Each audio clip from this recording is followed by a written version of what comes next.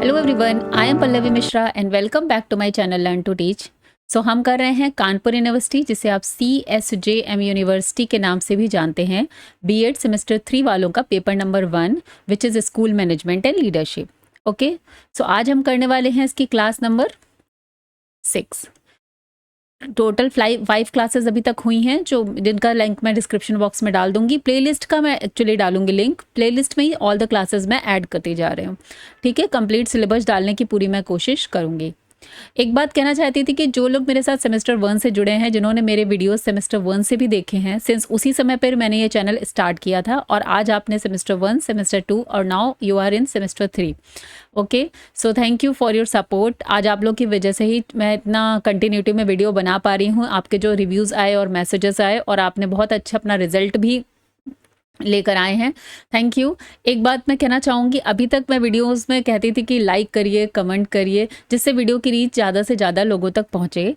एक नया फीचर और ऐड हुआ है, दैट इज़ हाइप यूट्यूब पे। तो प्लीज़ वीडियोज़ में हाइप भी आप दीजिए, जिससे ज़्यादा से ज़्यादा लोग जो कानपुर यूनिवर्सिटी से B.Ed कर रहे हैं, स्पेशली फ्रॉम इंग्लिश मीडियम, उन तक हमारे इस वीडियो की रीच पहुँचे, चैनल की रीच पहुँचे, और ज़्यादा से ज़्यादा लोग इससे जुड़ें, और उनको भी बेनिफिट होगा, और मुझे भी बहुत मोटिवेशन और इनकरेजमेंट मिलता है कंटिन्यूस, क्योंकि आप सभी देख रहे हैं। अब मैं कंटिन्यूस वीडियो डालने की कोशिश कर रही हूँ, तो कोशिश कर रही हूँ कि मैं सारा जो है, जो भी आपका पूरा कोर्स है थ्रू क्लासेस यहाँ पर कंप्लीट कर सकूँ।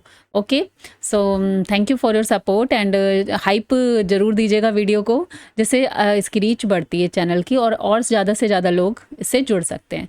ठीक है, इसके अलावा जो चैनल पर पहली बार आए हैं, प्लीज़ चैनल को सब्सक्राइब करिए। अगर आप कानपुर यूनिवर्सिटी से B.Ed कर रहे हैं, स्पेशली फ्रॉम इंग्लिश मीडियम, वैसे कंटेंट पूरा इंग्लिश में है, बट हिंदी एंड इंग्लिश मेरा एक्सप्लेनेशन बोथ रहता है, तो आपको वीडियोस से पूरी हेल्प मिलने वाली है।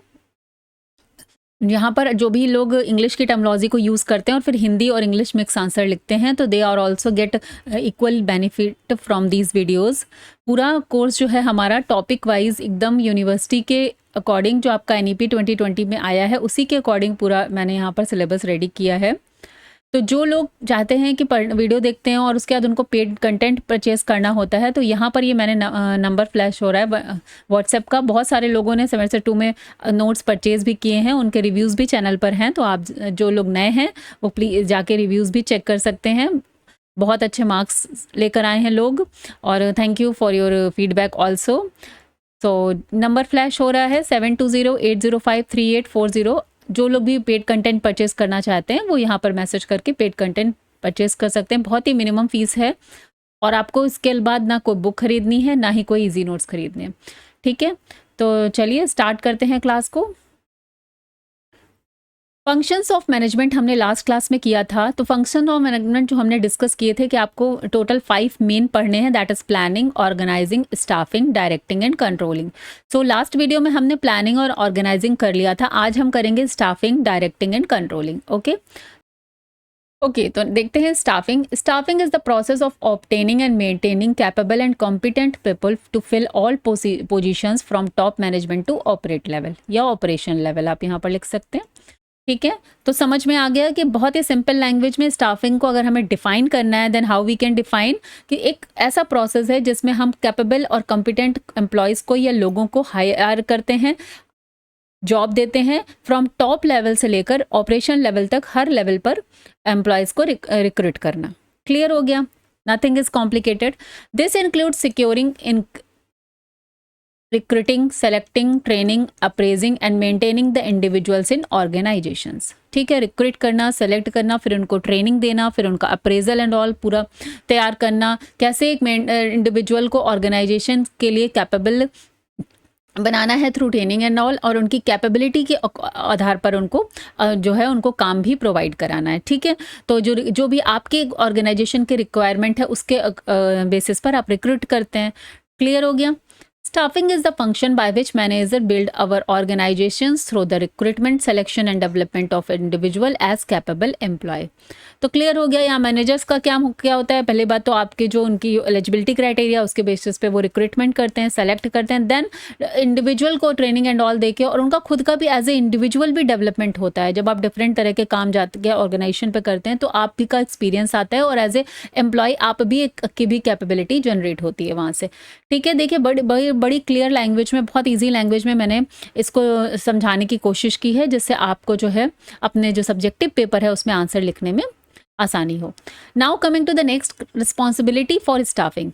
As for as responsibility for staffing is concern, different scholars has different opinion. तो हर विद्वान के अलग अलग ओपिनियंस हैं। Some scholar thought that the responsibility for staffing is an organization should rest upon a personal department. So large organizations have their personal department. So जो हम HR department देखते हैं ना, कि जब भी कहीं रिक्रूटमेंट सिलेक्शन की बात होती है तो वो पूरा जो है एचआर डिपार्टमेंट देखता है, तो वहाँ से ही उनका सिलेक्शन एंड ऑल का प्रोसेस स्टार्ट होता है। फिर वहाँ से जब वो प्रोफाइल या रिज्यूम को सेलेक्ट करते हैं, देन वो आगे के हायर लेवल पर इंटरव्यू एंड ऑल के लिए जाता है। तो ये होता है, कुछ स्कॉलर्स को ऐसा लगता है कि स्टाफिंग की रिस्पॉन्सिबिलिटी पर्सनल डिपार्टमेंट को दे देनी चाहिए। But some scholars strongly feel that the responsibility for staffing effectively execution of staffing is personal functions should rest upon all the number of the member है यहाँ पर, वो कट करके member लिख लीजिए, member of the organization. Clear हो गया? तो कुछ लोग, लेकिन कुछ स्कॉलर समझते हैं कि जो पूरे होल मेंबर्स हैं उनकी रिस्पॉन्सिबिलिटी उनको देनी चाहिए कि कैसे वो स्टाफिंग करेंगे। तो ये डिपेंड है पर्सन टू पर्सन कि आप अपने ऑर्गेनाइजेशन में कैसे चीज़ें मैनेज करना चाहते हैं। देखिए, अगर आप छोटे लेवल का ऑर्गेनाइजेशन है तो वहाँ पर हर जो भी 2-3-4 लोग मेंबर हैं, अगर उनका आपका छोटा ऑर्गेनाइजेशन है तो वहाँ पर हर किसी से करके आप गाइड लेके, एडवाइस लेके आप सिलेक्ट कर सकते हैं। लेकिन अगर बड़ी बड़ी कंपनीज़ हैं तो वहाँ पर तो पर्सनल डिपार्टमेंट बनाना ही पड़ेगा। तो वो depend on organization to organization होता है। By Koontz, neither the personal department nor any service group is the proper place for staff function, for a staff function. तो ये कून्स की डेफिनेशन थी। Staffing involves recruiting, selecting, training and retaining the right people for the right job. अब staffing के अंदर क्या आता है? रिक्रूट करना, सेलेक्ट करना, ट्रेनिंग कर देना और उसके बाद सही पर्सन को सही जॉब जो है उसको देना।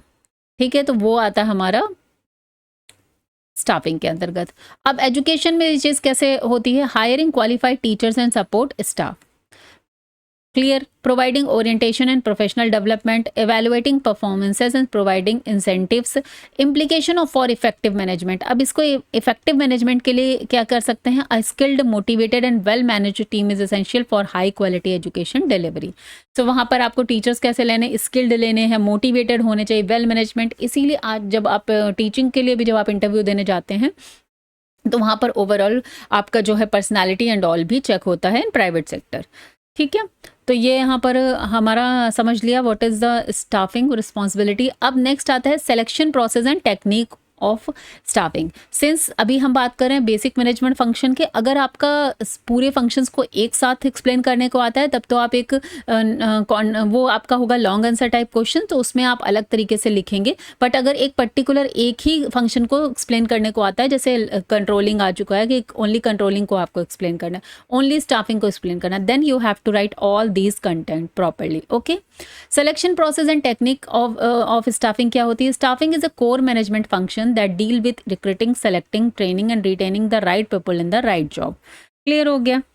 It is vital in education institutions and all type of education to ensure efficient and effective performance। तो जो ओवरऑल हमारा गोल क्या है, फाइनल हमें गोल जो अचीव करना है उसके लिए स्टाफिंग का प्रोसेस राइट वे में होना चाहिए। हमें राइट कैंडिडेट को ही सेलेक्ट करना है, because this would be good for our organization also. तो वो डिपेंड ऑन जो है इंस्टीट्यूशंस करता है। Selection process in staffing. अब प्रोसेस क्या होता है? The selection process involve a series of steps use to choose the most suitable candidate from a pool of applicants. अब आप समझ में आ ही गया होगा कि कोई भी जॉब होती है उसके लिए लाखों लोग अप्लाई कर देते हैं, तो उसमें से कुछ कैंडिडेट को रिटन टेस्ट, देन कुछ इंटरव्यू टेस्ट, देन कुछ प्रैक्टिकल के थ्रू आप सेलेक्ट करते हैं। स्टेप्स क्या होते हैं? Manpower planning, job analysis, recruitment.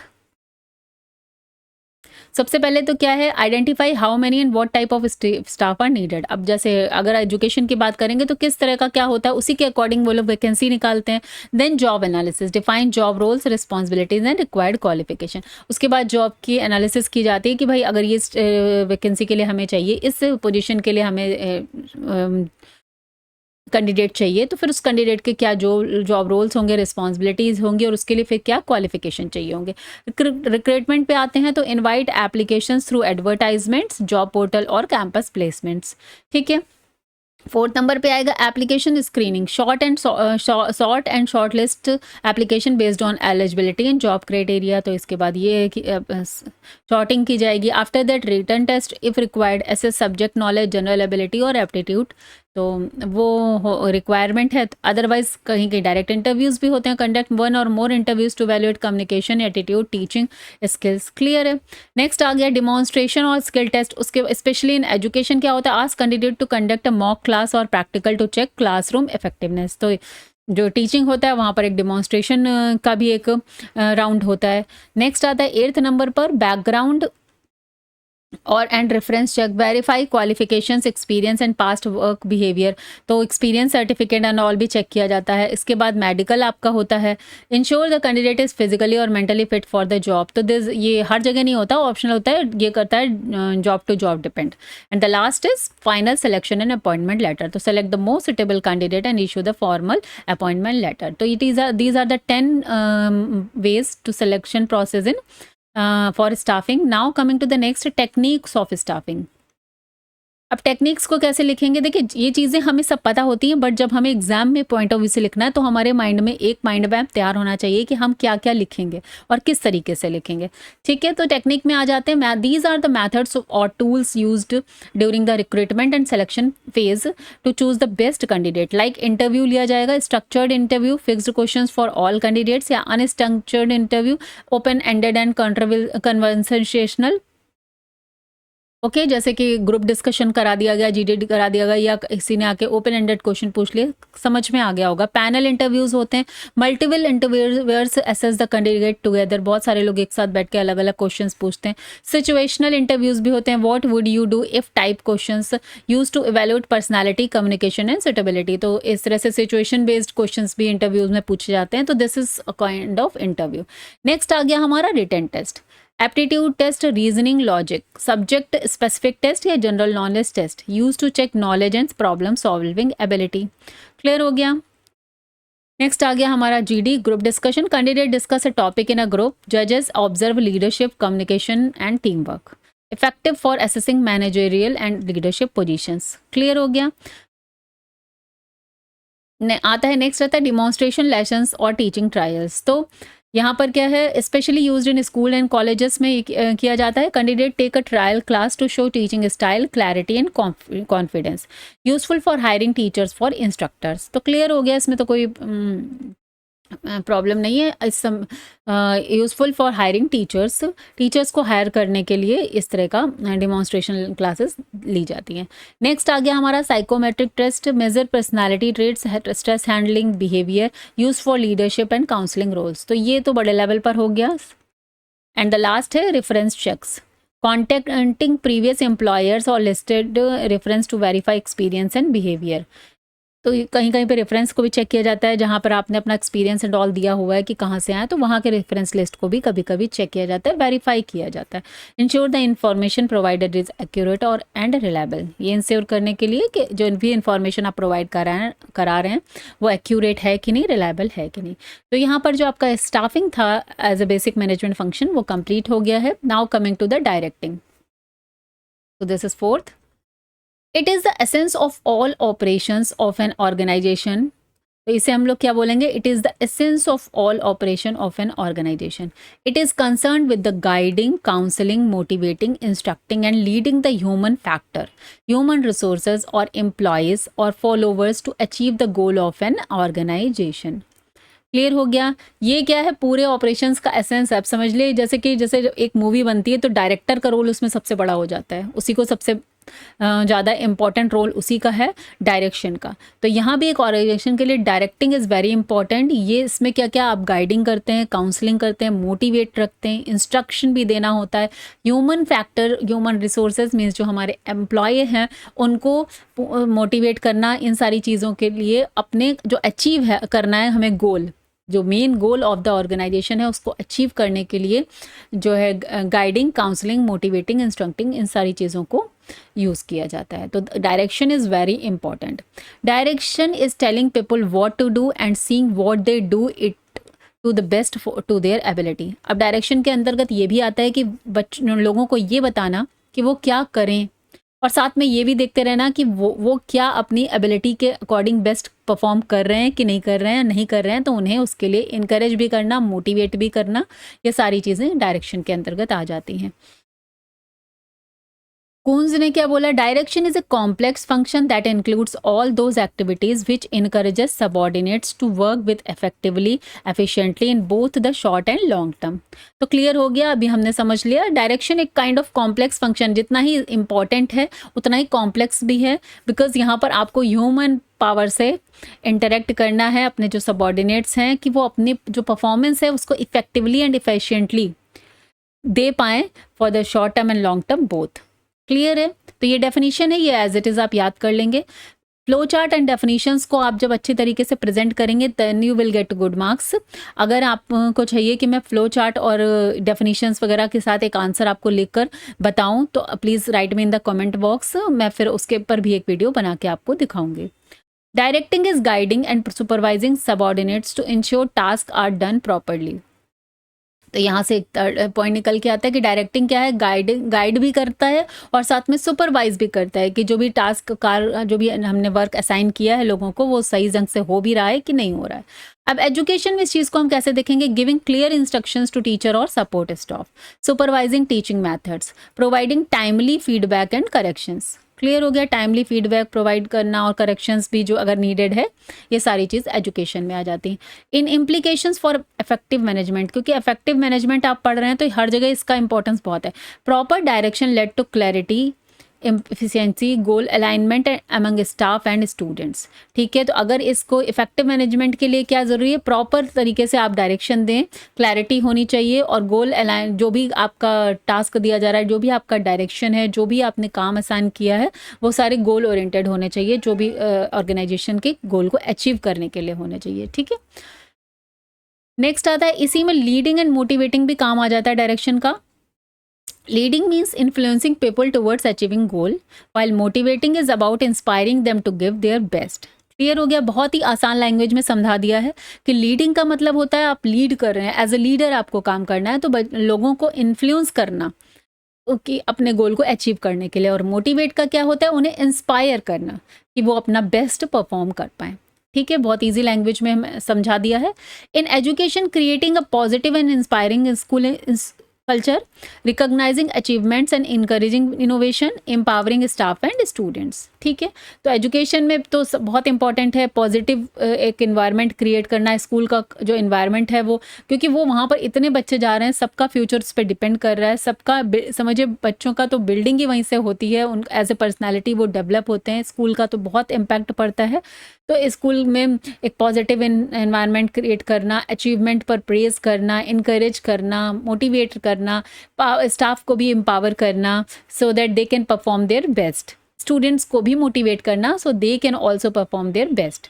ठीक है, इम्प्लीकेशंस फॉर इफेक्टिव मैनेजमेंट में आएगा, effective leaders build trust and enthusiasm resulting in higher staff and student performance. ठीक है, तो ये चीज़ क्लियर हो गई। In educational setting direction is how a principal और headmaster lets to motivate teachers, staff, students to function efficiently and achieve academic success. Okay, clear. Now coming to the principles of direction. अब principles of direction क्या होते हैं? These are the basic guidelines managers should follow to ensure effective direction. सबसे पहले harmony of objective, manager should align personal goals of employees, promotion, satisfaction with institutions and with institutional goals, better student result। देखिए, institution का क्या गोल होता है, किसी भी अगर एजुकेशनल इंस्टीट्यूशन है तो उसका गोल तो यही है कि उनके स्टूडेंट्स का बेटर रिजल्ट आए, बेस्ट रिजल्ट आए और वो कुछ ना कुछ अचीव करें और उनके अचीवमेंट सामने आए। तो एजुकेशनल इंस्टीट्यूशन का तो यही गोल है। तो इसके लिए जो है मैनेजर को पर्सनल जो एम्प्लॉयज़ हैं, मीन्स जो स्टाफ है, जो उनका टीचिंग स्टाफ है, उनको प्रमोशन भी देना, साथ में उनको जॉब सेटिस्फैक्शन हो, उनको भी मोटिवेटेड रखना कि वो उनके जो ये गोल है इंस्टीट्यूशन का उसको अचीव करने में प्रॉपरली मदद कर पाएँ, अपना बेस्ट दे पाएँ।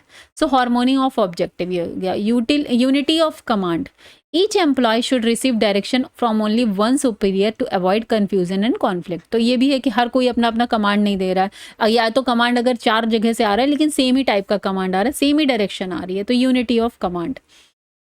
Effective communication, clear two-way communication is vital so that instructions are understood and feedback is received। तो कम्युनिकेशन जो भी है, जो भी इंस्ट्रक्शंस है वो बहुत इफेक्टिवली होने, क्लियर होने चाहिए, ठीक है। Use of informal organizations, manager should use informal groups to influence people positively, friendship and network, तो उनका नेटवर्क भी अच्छा होना चाहिए और थोड़ा सा फ्रेंडली बिहेवियर भी उनको स्टाफ के साथ रख सकते हैं। मैनेजर्स इसे बोलेंगे informal organization to influence the positively, जो लोगों को पॉजिटिवली अगर इन्फ्लुएंस करना है तो थोड़ा सा फ्रेंडली भी कहीं कहीं पे आपको बिहेवियर रखना पड़ता है।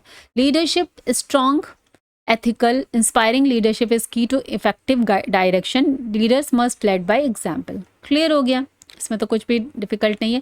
लास्ट आता है motivation, motivate employees through rewards, recognition and positive work environment. तो डायरेक्शन जो है मोटिवेशन में भी काम करता है। नेक्स्ट आता है follow up, check regularly whether instructions are followed and take corrective steps if needed. Clear हो गया, वेरी नाइस। नेक्स्ट आते हैं हम इंपॉर्टेंस ऑफ डायरेक्शन, डायरेक्शन की इंपॉर्टेंस क्या है, ठीक है।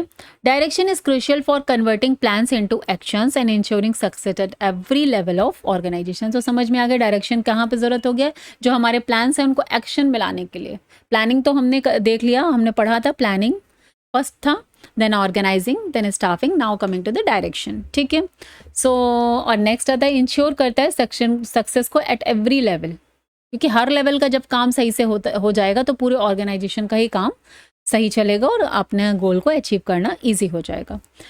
नंबर 1 आता है इनिशिएट्स एक्शन, डायरेक्शन का इंपॉर्टेंस कहाँ है, एक्शन को इनिशिएट करना। Direction activates employees to start working towards goal, without direction planning remains only on paper. तो प्लानिंग तो पेपर पर ही होती है ना, जब काम कब स्टार्ट होगा, जब डायरेक्शन आएगा कि अब आपको ये करना है, ये करना है। जैसे जैसे वर्क असाइनमेंट आएगा फिर उस वर्क के अकॉर्डिंग आपको किस तरीके से आगे बढ़ना है वो डायरेक्शन के थ्रू होगा। In a school a principal initiating a teacher orientation programme starts the academic session on the right note.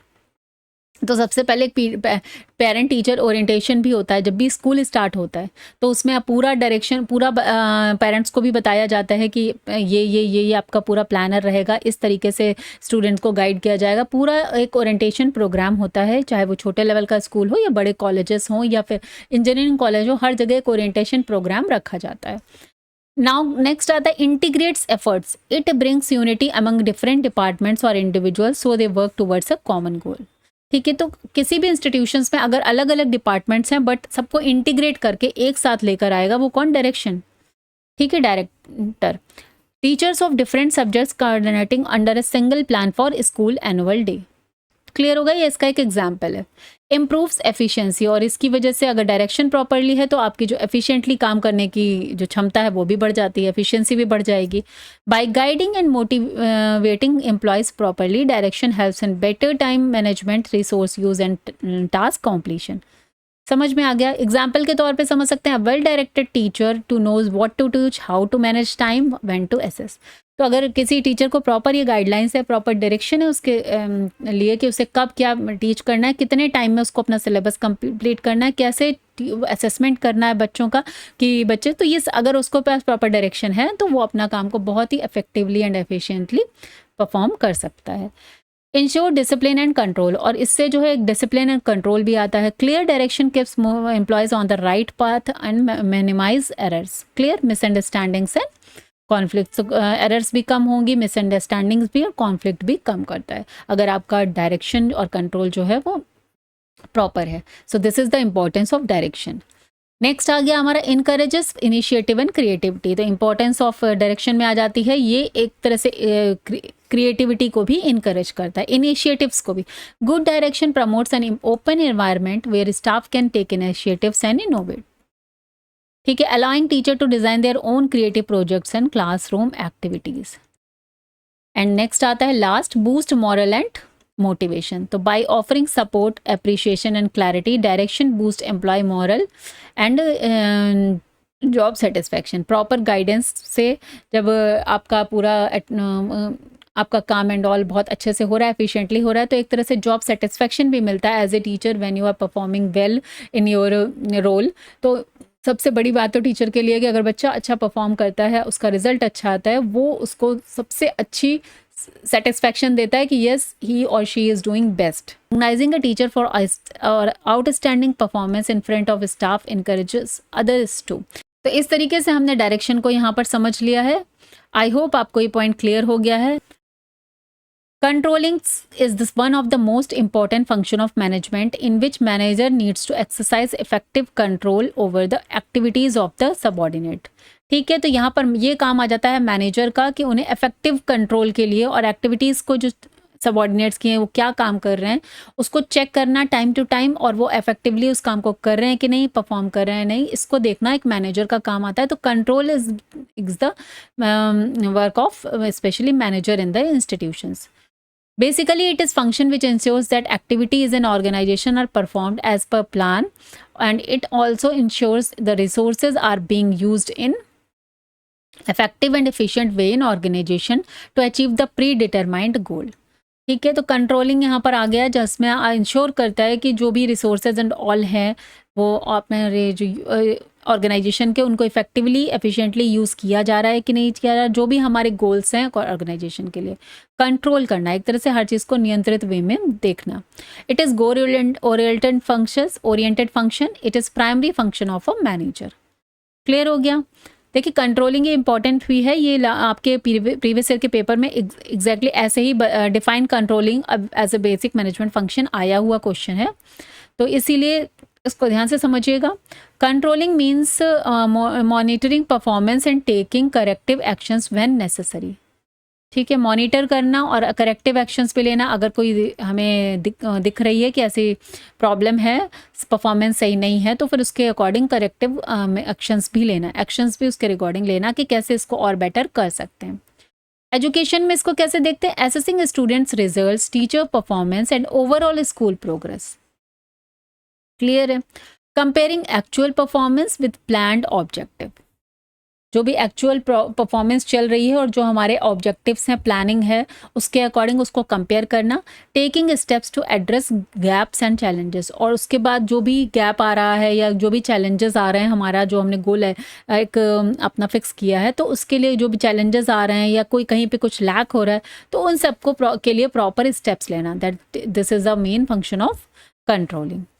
Now coming to the implications for effective management. अब कंट्रोलिंग क्या करता है? इफेक्टिवली अगर मैनेजमेंट करना है तो control ensures that standards are met and resources are not wasted.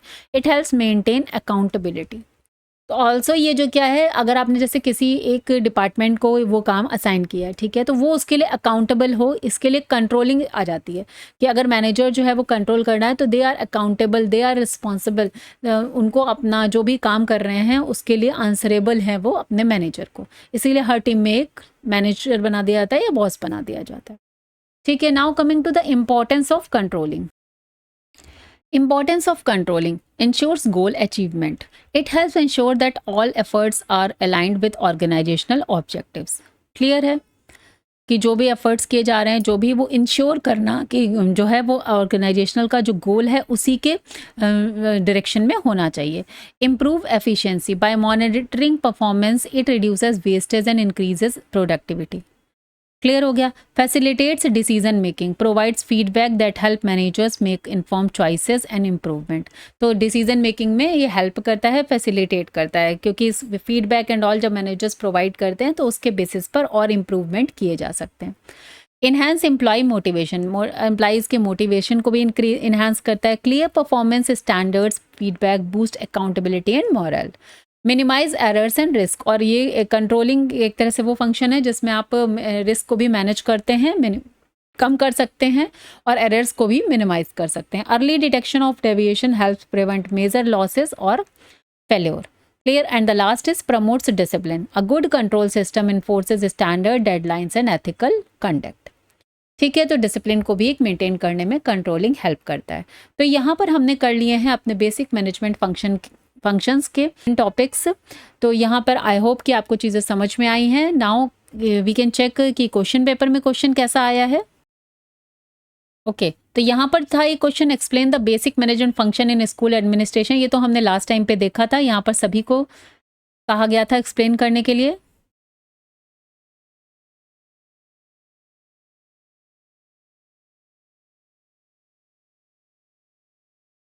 ये देखिए यहाँ पर एक क्वेश्चन और आया हुआ है, what is controlling in management.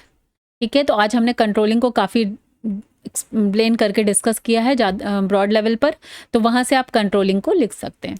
ठीक है, चलिए मिलते हैं नेक्स्ट वीडियो में, नेक्स्ट क्लास में। Till then bye bye, take care, have a nice day. अगर आपको वीडियो अच्छा लग रहा है, इन्फॉर्मेटिव लग रहा है, तो चैनल को लाइक शेयर सब्सक्राइब ज़रूर करिए। Thank you so much.